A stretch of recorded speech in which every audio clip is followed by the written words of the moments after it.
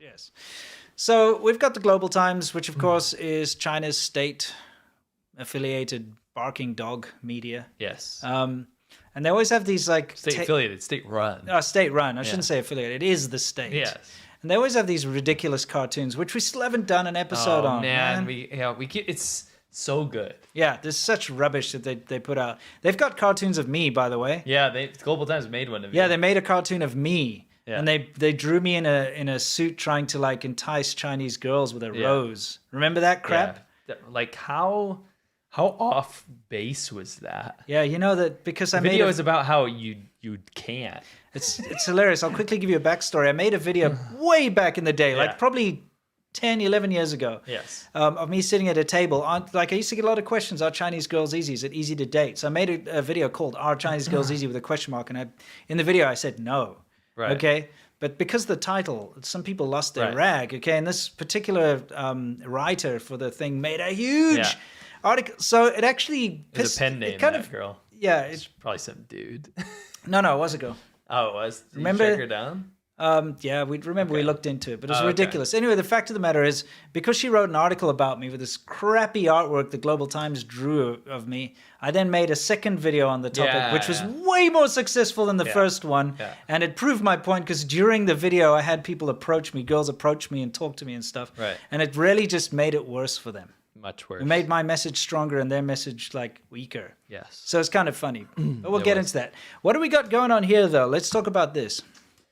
So, in a rare move, and I should say not rare move at all. Yeah. It actually ties in directly with current China policy. Okay. So do you know what Xi Jinping did? What did he do? He warned that if Ukraine joins NATO, then there's going to be severe punishments and consequences. Okay. By the way, China had, in 2013, had a security pact with Ukraine because they have to recognize the sovereignty of nations. Right. It's a big, huge foible if they don't because of their whole situation with Taiwan. Yeah. So they're in a situation where they have to be like, yo, Russia, calm down a little bit. Like, Ukraine's a sovereign nation, right? They don't think Ukraine is not a sovereign nation. They have to regard it as a sovereign nation, right? But now they've really gotten in bed with Russia so badly at this point that they're kind of just revoking all of those agreements that they've made. Dude, any agreement China makes is not worth the paper it's written on. Just rip it up. Look at what they did with Hong Kong. Yeah. You know, look at what they do with everything. Oh, we're not going to do this. Oh, we're going to crack down on counterfeiters. Oh, we're going to do this and that. No, never. Yeah. Oh, we're going to protect the environment. Nope. Yeah. Nonsense. Don't believe what the Chinese government says. It's lies. Yes, it is. So to make this simple, when you see policy like that come out or statements come out of the leadership, you'll see filtered down like little suckling pigs, little leeches come out. And they do op-eds for state media to make it look like it's organic and not like state media. Yeah. This is directly in line with what Xi Jinping said, and this is from a guy named Franz. Gale. I looked him up, right? Mm-hmm. He is. Let me just pull it up. I'm not. By the way, he's a public speaker. Posting his L's here. He is a troop safety whistleblower, by the way. For what? And he talked about what is a troop safety whistleblower? He's a retired U.S. Marine Corps, right? Okay. And he blew the whistle on some really bad stuff that was happening in Iraq. Right. Which was great, right? Yeah, good for them. Good for him for doing that. The problem is when you look into it. Mm-hmm. He ended up doing things like this, right? So you have scorned U.S. military. We've heard this story many times, by the way. So they align themselves with China. They align themselves with the enemy. Yeah, right? or Russia. By the way, I'm not saying enemy isn't Chinese people. I'm saying the Chinese government is the state media, right? Yes. So you have this like whistleblower status. He gets a lot of scrutiny for it. And obviously people at the top are pissed off, all this kind of stuff, right? And then, I'm now an enemy of America, so I'm going to align myself with the enemy of China, right? Sure. Long story short. Anything to attack the U.S. Yeah, so... What does he say?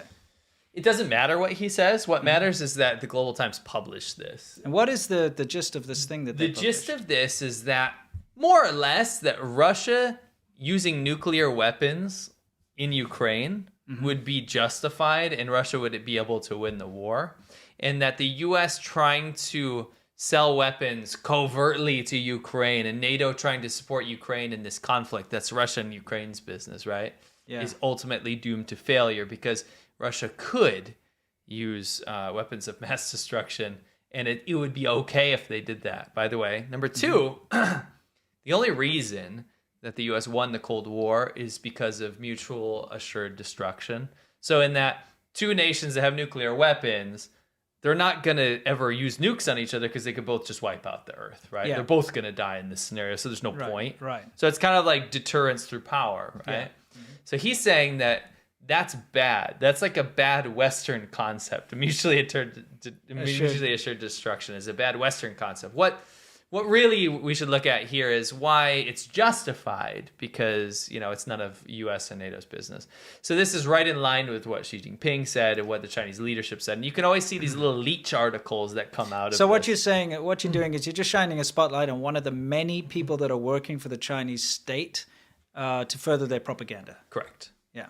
Just we've seen this a lot with a lot of Westerners, especially they're called tankies. Yeah. But people who love authoritarian states, who love oppression, who absolutely just want to see the end of the United States. That's their only goal in life. And they have now been aligning themselves with either Russia or China and Or being it's both. yeah, and very often both. Yeah. And what happens is they end up being propagandists and writing crap like this for the state. You know what I media. have to say to this guy? Oh yeah, what do you want to say to him? I want to tell him to don't do something. Okay. Oh, what?